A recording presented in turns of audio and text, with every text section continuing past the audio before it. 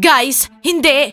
Paano? At least man lang sabihin nyo sa ate nyo. Hindi, malaking sikreto to, malaking sikreto.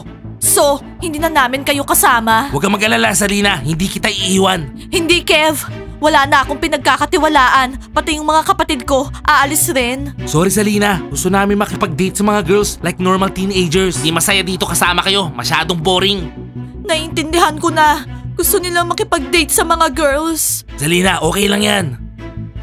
Okay, naintindihan ko na. Okay, boys. Tatanggapin ko yung desisyon nyo. Thank you, Zalina. Alam namin, maiintindihan mo kami. O sige, alis na kami para ma-meet yung mga girls. Tara, magiging cool na yung buhay namin.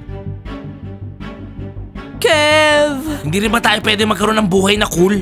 Hindi nila sinabi sa atin yung sikreto. Okay, ikaw na lang at ako ang nandito.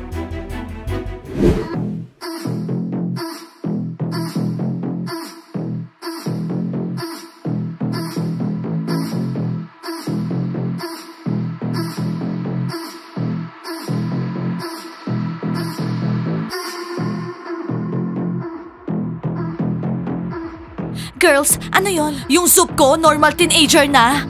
Yung friend niya, heartthrob. Girls, ano yon? Paano nangyari yun? Hindi ko rin alam. Oh my gosh, hindi na sila zombies. Normal teenager na sila. Kapag nalaman to ni Nat, masya-shock siya. Wala si Nat dito, pero tayo, nandito. Yung buong cafe na shock. Hi guys! Anong gustong in-order ng mga naka-green uniform ha? Gusto namin silang ilibre eh. Guys, naka-makeup pa kayo? Ha? Hindi kayo pwedeng pumunta dito. Pwede na kaming pumunta ngayon dito. Normal teenagers na kami. Ayan o, walang makeup, wala. Okay.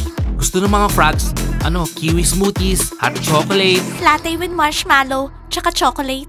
Wow, nakita nyo ba yon? Sinong humalik sa kanila? Girls, hindi naman kayo siguro yung humalik dyan Hindi nyo gawa yan Ano? Hindi! Nakakashock, yung buong cafe na tulala.